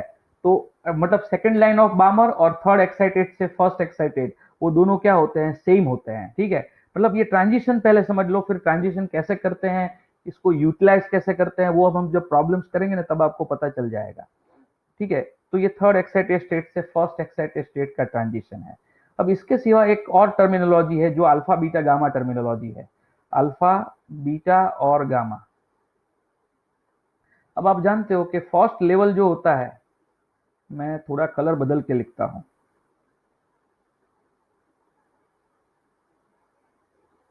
कलर बदल के लिखता हूं, ये है के, ये है एल, ये है एम और ये है एन, ठीक है। फर्स्ट लेवल होता है ना उसको क्या कहते हैं, के शेल कहते हैं, ठीक है। चलो इसके लिए दूसरी फिगर बना देते हैं और फिर समझते हैं, नेक्स्ट पेज पे ही चलते हैं। ये है न्यूक्लियस, ये के शेल है, ये एल शेल हो जाएगा, फिर ये हो जाएगा एम, के एल एम, फिर यहां पे आएगा एन, ठीक है, के एल एम एन, ये हो जाएगा के एल एम एन शेल, यानी काला मनी। आप इसको ऐसे याद रख सकते हो, काला मनी।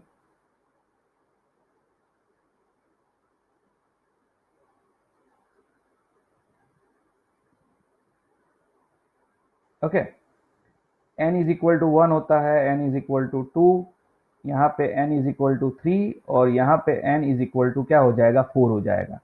अब यहाँ पे समझने की बात है कि अगर आपको कोई बोलता है कि भाई चलो एच अल्फा लाइन, तो ट्रांजिशन कौन सा होगा? तो अल्फा मतलब एक का गैप, अल्फा मतलब एक का गैप, तो एक का गैप दो में से एक में एक का गैप आएगा, तो ये हो गया एच अल्फा लाइन। आप सोचोगे सर ये दो में से एक का, तीन में से दो में जाए तो भी एक का गैप होगा, चार में से तीन में जाए तो भी एक का गैप होगा, लेकिन अगर एच अल्फा की बात है तो ये स्टैंडर्ड रूल है कि दो में से एक ट्रांजिशन करना है, 2 to 1 वाला ट्रांजिशन। अगर आपको ऐसा बोलते हैं कि एच बीटा क्या होगा, एच बीटा लाइन, तो वो 3 में से 1 वाला ट्रांजिशन होगा। 3 में से 1 वाला ट्रांजिशन जो है वो है एच बीटा लाइन। ओके, इतना हो जाएगा। उसके बाद कुछ ऐसे वर्ड्स भी आएंगे, जैसे for example L alpha line. अब एल अल्फा मतलब क्या, समझ लो। ये एल इंडिकेट करता है कि जंप करना है कहां पे, एल के अंदर जंप करना है, तो एल के अंदर जंप करना है। अल्फा का मतलब एक का गैप, तो एक का गैप है तो यहां से यहां तक जंप करो, मतलब ये जो जंप होगा वो 3 में से 2 में होगा। फिर मान लो कैसा बोलते हैं कि के अल्फा लाइन, तो के अल्फा मतलब जंप कहां पे करना है, के में, यानी 1 में जंप करना है, और अल्फा मतलब एक का गैप। अगर आपको बोलेंगे कि के बीटा लाइन, तो के में जंप करना है मतलब 1 में जंप करना है, और बीटा का मतलब है दो का गैप, दो का गैप मतलब 3 में से 1 में जंप करो। ठीक है, के अल्फा, के beta, L alpha, H beta, ये सब समझ में आया? मतलब अल्टीमेटली ये सारे अलग अलग वर्ड्स है जो अल्टीमेटली आपको ट्रांजिशन कहां से कहां पे हो रहा है ना, उसके बारे में आपको क्या करते हैं, बताते हैं ये लोग। तो अब हमको इस पर्टिकुलर वर्ड्स को यूज करना है, और अब क्या करेंगे, उसके लेवल पे प्रॉब्लम्स को डिस्कस करेंगे, लेकिन बाद में डिस्कस करेंगे। लेकिन इतना समझ में आ चुका है पहले, तो इतना बताओ मुझे। चलो, अगर इतना समझ में आ गया है तो फिर उसके बाद हम क्या कर सकते हैं, maximum and minimum value of the wavelength के बारे में बात करेंगे। तो देखो जरा ध्यान से, कि अगर कोई पूछता है आपको कि भाई मैक्सिमम मैक्सिमम वेवलेंथ लिखना है, चलो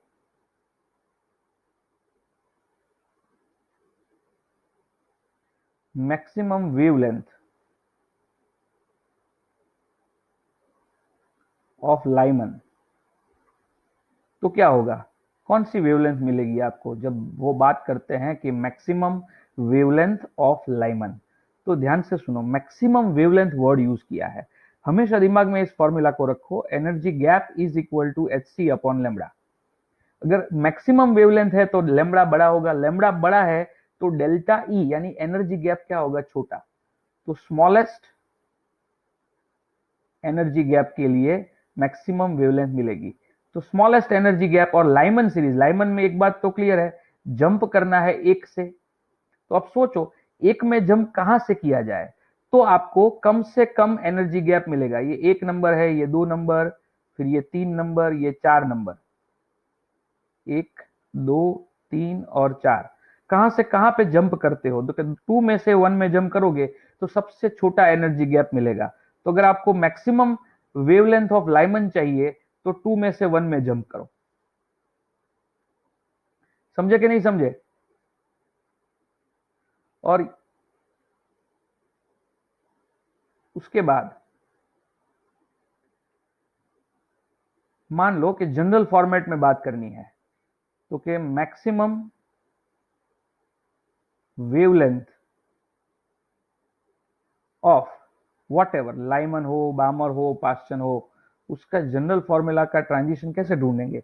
तो उसको ढूंढने की जरूरत नहीं है, लेकिन फिर भी चलो एक फॉर्मूला दिखाता हूं मैं आपको। रहने दो फॉर्मूला, रहने दो, नहीं ये आपके लिए फिर क्या हो जाएगा, फॉर्मूला हैवी हो जाएगा। We don't want to just get our self very much heavy, इसको हैवी नहीं बनाते। समझ में आया इतना कि कैसे डिसाइड करते हैं? चलो मान लो यहाँ पे आपको बोला होता कि मैक्सिमम वेवलेंथ ऑफ बामर, तो कौन सा ट्रांजिशन लेते हैं? बामर मतलब जंप करना है 2 में, मैक्सिमम वेवलेंथ मतलब मिनिमम एनर्जी गैप, और मिनिमम एनर्जी गैप कब मिलेगा? जब 3 में से 2 में जंप करोगे। ओके, तो ये उसका तरीका है। फॉर एग्जांपल ऐसा कोई बोले कि मिनिमम वेवलेंथ ऑफ लाइमन, तो क्या करोगे? तो देखो मिनिमम वेवलेंथ है मतलब मैक्सिमम एनर्जी गैप, और मैक्सिमम एनर्जी गैप कब मिलता है? देखो लाइमन है तो 1 में जंप करना है। अब सोचो 1 में कहां से आप आओगे तो एनर्जी गैप सबसे मैक्सिमम होगा? तो डेफिनेटली इनफाइनाइट से आ जाओ, इनफाइनाइट से 1 में जंप करोगे तो एनर्जी गैप क्या हो जाएगा? मैक्सिमम हो जाएगा।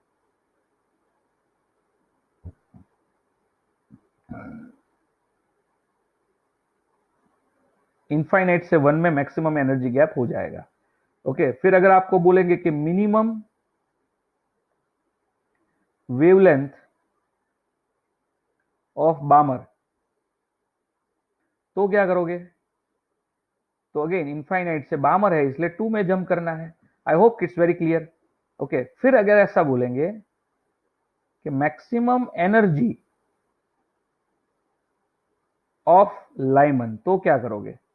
तो नेचुरली मैक्सिमम एनर्जी मतलब सबसे बड़ी एनर्जी लाइमन है, तो जंप कहां पे करना है भाई? 1 में जंप करना है।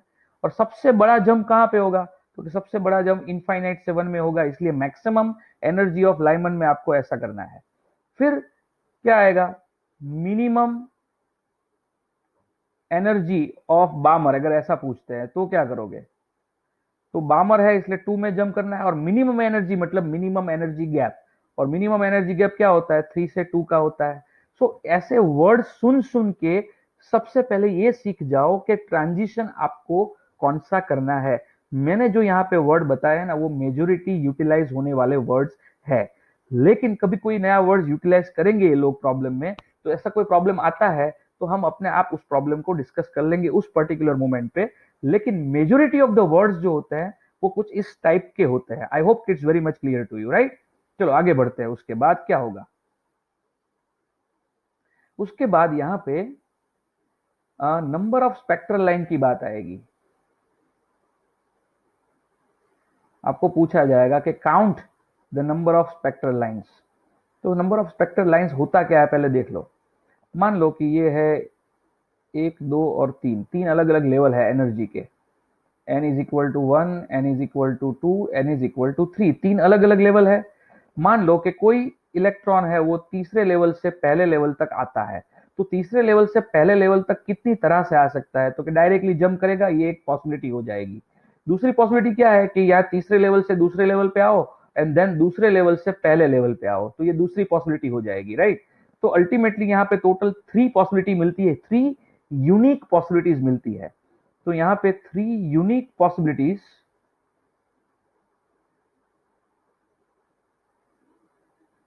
मतलब 3 स्पेक्ट्रल लाइंस। ठीक है, फिर देखो यहां पे 1, 2, 3 और 4। ठीक है, अगर ऐसा है तो क्या होगा देखते हैं। ये n is equal to 1, n is equal to 2, n is equal to 3, n is equal to 4। अगर मान लो 4 में से एक में जंप होता हो तो कितनी पॉसिबिलिटी मिलेगी? तो देखो ये एक पॉसिबिलिटी डायरेक्ट जंप की है। दूसरी पॉसिबिलिटी 4 में से 3 में आओ एंड देन 3 में से 2, 3 में से 1 में आओ। या फिर ऐसा भी हो सकता है कि 4 में से आप 2 में आ जाओ और 2 में से फिर 1 में आ जाओ। या फिर ऐसा भी हो सकता है कि 4 में से 3 में, 3 में से 2 में और 2 में से 1 में। तो इतनी सारी पॉसिबिलिटीज मिलती है, बट आपको क्या करना पड़ेगा? आपको यूनिक पॉसिबिलिटी ढूंढनी है।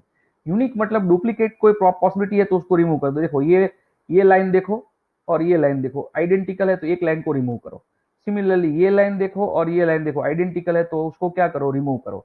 अब कितनी लाइन है वो काउंट करो। चलो अब ये लाइन कितनी है वो काउंट करो तो पता चल जाएगा आपको। ये पहली लाइन है, फिर ये दूसरी है, ये तीसरी, 4, 5 और 6। तो हम बोलेंगे कि यहाँ पे 6 स्पेक्ट्रल लाइंस मिलती है। ओके, लेकिन ये थोड़ा बहुत 4 से 1 हो या 3 से 1 हो, ऐसे छोटे मोटे काम ऐसे ड्रॉ करके चले जाएंगे। लेकिन अगर आपको कोई पूछता है कि आप 40 में से 30 में आते हो तो कितनी स्पेक्ट्रल लाइंस मिलेगी, तो उसमें काउंट करना मुश्किल हो जाता है।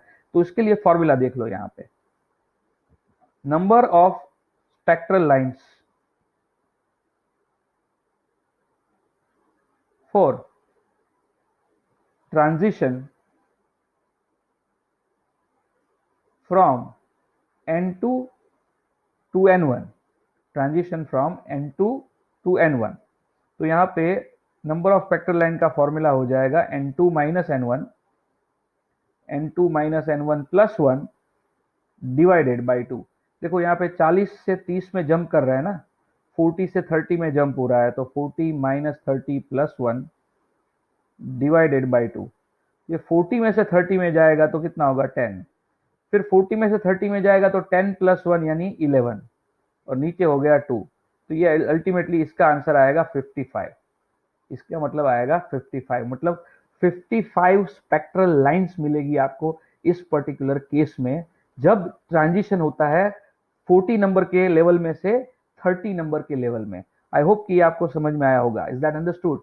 तो ये है स्पेक्ट्रल लाइंस के बारे में। जब भी आपको काउंट करना हो कि कितनी स्पेक्ट्रल लाइंस मिलती है, तो ये उसका तरीका है काउंट करने का। आई होप कि आपके लिए बहुत ही समझ में आ गया होगा, बहुत ही क्लियर हो गया होगा। तो ये सारी चीजें जो है दिमाग में रखनी पड़ती है गाइस। तो अब देखो, अब कुछ बाकी रह जाता है कि नहीं रह जाता है, तो let us recollect the things. Majority of the चीज जो है मैंने यहाँ पे आपको डिस्कस कर ली है। देखो यहाँ पे आप ऐसा भी कर सकते हो, जैसे एनर्जी है, energy of hydrogen atom, nth level की एनर्जी जो है अब हमने अभी लिखी 13.6 Z square upon N square electron volt है, ठीक है। और mth लेवल की एनर्जी जो है वो 13.6 Z square upon M square हो जाएगा। और अगर आप यहाँ पे En माइनस em करोगे तो ऐसे सिचुएशन में 13.6 जेड स्क्वायर कॉमन आ जाएगा माइनस में, और ये हो जाएगा 1 अपॉन एम स्क्वायर, और ये हो जाएगा 1 upon M square. And finally ये En माइनस em जो है, इसको आप एच सी बाई लेमडा या एच एफ लिख सकते हो, उसकी वैल्यू आ जाएगी 13.6 Z square 1 upon M square minus 1 upon N square. Okay, कुछ ऐसे भी आप इस इक्वेशन को डिस्कस करके लिख सकते हो भाई। जरूरी नहीं है कि वो बड़ा वाला जो फॉर्मेट है वो फॉर्मेट ही हर जगह पे यूटिलाइज हो। This is also a valid format to utilize. समझ में आया कि नहीं आया? तो ये सारी चीजें होती है एटम के अंदर। एटम में इतनी सारी चीजें अगर दिमाग में बैठ चुकी है आपके, तो आपके लिए कोई भी प्रॉब्लम सॉल्व करना क्या हो जाएगा, आसान हो जाएगा। कोई भी दिक्कत डिफिकल्टी नहीं रहेगी। अब कुछ एक दो और चीजें हैं जो दिमाग में है मेरे, मैं आपको बता देता हूं। एक होता है कांस्टेंट जिसको कहते हैं फाइन स्ट्रक्चर कांस्टेंट। ये बोर मॉडल के बाद एक विल्सन सॉमरफेल्ड मॉडल आया था, और विल्सन सॉमरफेल्ड मॉडल में फाइन स्ट्रक्चर कांस्टेंट अल्फा की बात की गई है, जिसकी वैल्यू होती है 1 अपॉन 137, और उसका फॉर्मूला होता है e raise to 4 upon 4 pi epsilon 0 h cut into C.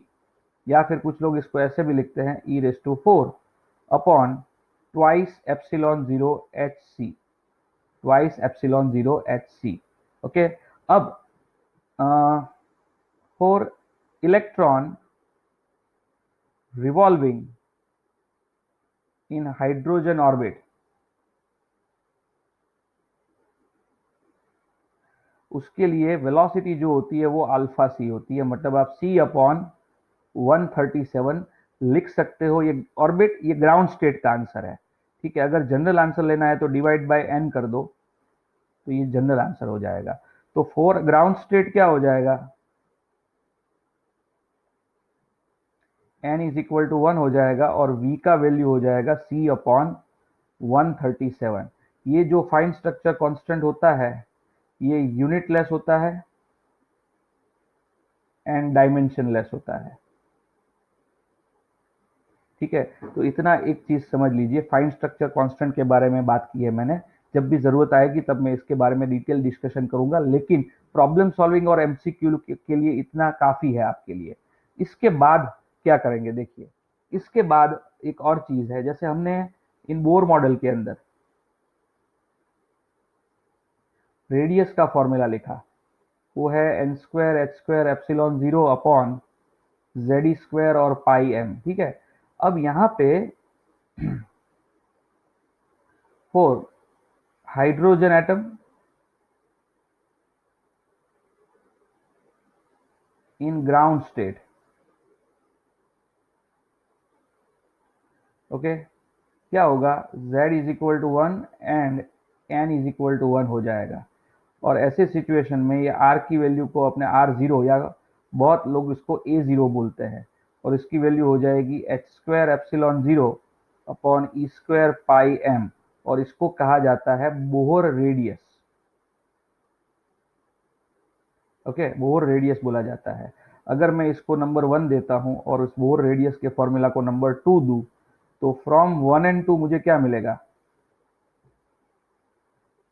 Are जो है वो is equal to N square A zero हो जाएगा, एन स्क्वायर ए जीरो हो जाएगा, जेड नीचे आएगा। अगर हाइड्रोजन एटम नहीं है तो, हाइड्रोजन एटम है तो जेड नहीं आएगा। तो बोर मॉडल से ये एक चीज पता चलती है।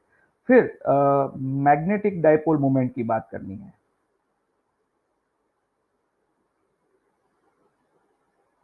आप सब जानते हो कि मैग्नेटिक डाइपोल मोमेंट होती है I into A for an electron orbiting, right. अब ये आई क्या होता है, that is e v upon two pi r. आप करंट इलेक्ट्रिसिटी में ये फॉर्मूला पढ़ चुके हो, और ये होता है पाई आर स्क्वायर। तो ऐसे सिचुएशन में आप आर आर कैंसिल कर दो, तो ऊपर क्या बचेगा, पाई पाई भी कैंसिल हो जाएगा, तो ये बचेगा EV R upon two. Okay, R और पाई चला जाएगा, तो यहाँ पे पाई आर चला गया, पाया ईवी आर अपॉन टू बचा। अब आपको पता है वी का फॉर्मूला और आर का फॉर्मूला, राइट। अगर वी का और आर का फॉर्मूला आपको पता है तो यहाँ पे आप रखो। चलो, वी का फॉर्मूला कहाँ पे लिखा था हमने, just have a look on a backward. बहुत दूर दूर गए थे अपने, यहाँ से अपने वी का फॉर्मूला लिखा था, इससे भी आगे।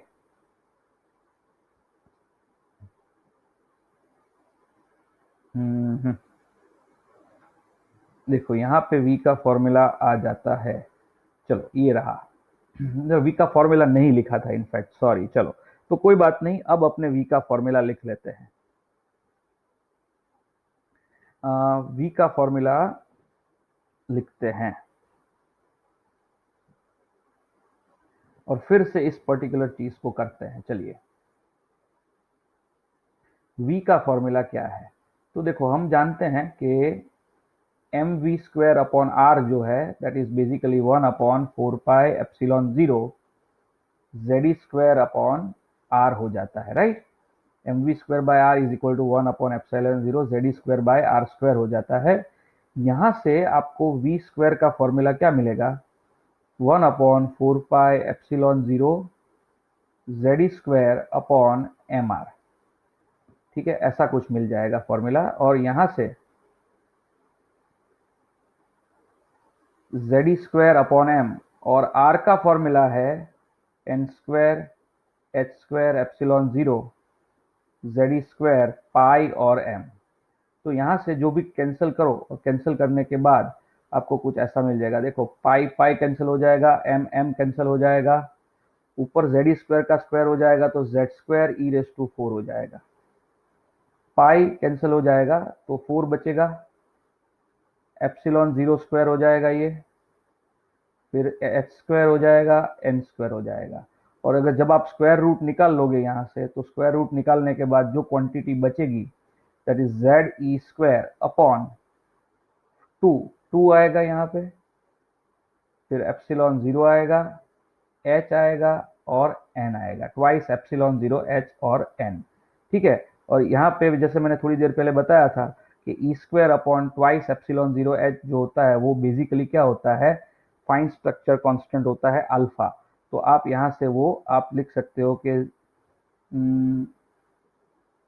नीचे ऊपर नीचे एक सी आता है, तो Z C alpha upon N हो जाएगा। ये होगा वेलोसिटी का फॉर्मूला। तो रीजन इज सिंपल, मैं यहाँ पे लिख देता हूँ कि अल्फा जो होता है वो क्या होता है भाई, बोलो, e square upon two epsilon zero h और सी होता है। इसकी वजह से ये मैंने लिखा कि वेलोसिटी का फॉर्मूला मेरे पास आ चुका है। Now magnetic dipole moment of electron. Electron की मैग्नेटिक डाइपोल मोमेंट होती है I इंटू ए। आई होता है EV अपॉन 2πr और ए होता है πr²। तो यहां से मुझे वैल्यू मिल जाएगी m is equal to, just a minute guys, यहां से मुझे वैल्यू मिल जाएगी, पाई पाई कैंसिल हो जाएगा तो EVR अपॉन 2 मिल जाएगा मुझे, ठीक है। और जैसे ही ये मिल जाएगा, I am just going to put the value of V and R into this. तो चलो E/2, V का फॉर्मूला है मेरे पास Z² upon twice epsilon 0 H और N, और R का फॉर्मूला भी है मेरे पास। R का फॉर्मूला क्या होगा, N² H² एप्सिलॉन 0 Z² पाई और M। ओके, तो जितना यहां से कैंसिल होता है वो कैंसिल करो। तो देखो E² और E² कैंसिल हो जाएगा, ये Z और ये Z कैंसिल हो जाएगा, फिर ये एक एप्सिलॉन 0 और ये एप्सिलॉन 0 कैंसिल हो जाएगा, फिर ये N² H² है ना, ये तो नीचे NH है, ऊपर N² H² है, तो ऊपर एक NH बचेगा, ऊपर एक NH बचेगा, नीचे पाई M बचेगा, ऊपर E बचेगा, NHE अपॉन 2πm बचेगा। और कुछ बचता है, देख लो जरा ध्यान से, NH के साथ गया, ऊपर एक E बचा, नीचे 4πm बचेगा, सॉरी, हाँ 4πm बचेगा। तो ये हो जाता है NHE अपॉन 4πm, और इसको कहते हैं magnetic dipole moment. Okay, quantize value of the magnetic dipole moment, जिसको बोर मैग्नेट्रॉन से मेजर किया जाता है। For n is equal to 1, मुझे ये m की वैल्यू जो मिलेगी EH अपॉन 4πm मिलेगी, और इसको कहा जाता है 1 बोर मैग्नेट्रॉन। ठीक है, इसको 1 बोर मैग्नेट्रॉन बोला जाता है। साथ साथ में यहाँ पे ये चीज भी देख लीजिए जो मैंने बताई थी, लेकिन वो डिलीट हो गई। जैसे हमने R का फॉर्मूला हमने लिखा कि नहीं, N² H² epsilon 0 Z² pi and M। तो for hydrogen atom in ground state क्या होगा, Z का वैल्यू 1 होगा और N का भी वैल्यू क्या होगा, 1 होगा। और जब ये दोनों वैल्यू लिखेंगे तब क्या हो जाएगा, R is going to be H² epsilon 0 upon E² pi और M आएगा। और इस R की वैल्यू को क्या बोला जाता है, A0 बोला जाता है। ओके, A0 बोला जाता है, और वेर A0 को कहा जाता है बोर रेडियस, और इसकी वैल्यू होती है 0.53 एंगस्ट्रॉम। इस बोर रेडियस की वैल्यू होती है 0.53 एंगस्ट्रॉम। तो यहाँ पे इस चैप्टर के जो भी फंडामेंटल कंसेप्ट थे, वो सारे फंडामेंटल कंसेप्ट मैंने एक साथ यहाँ पे ले लिए। ये बहुत ही छोटे छोटे फॉर्मूला से भरा हुआ चैप्टर है गाइस। तो इतना लेक्चर जो मैंने अभी बोला उसको शांति से पढ़ा होगा, समझा होगा, तो अपना प्रॉब्लम वाला जो लेक्चर है ना, उसमें कोई दिक्कत नहीं आएगी। ठीक है, लेकिन इसको बारी बारी देखते रहना, it is highly expected from you guys. ठीक है, मिलते हैं अपने नेक्स्ट लेक्चर के अंदर, एटम पार्ट 2 में, जिसमें हम क्या करेंगे, प्रॉब्लम सॉल्विंग करेंगे। Till then, just good bye guys.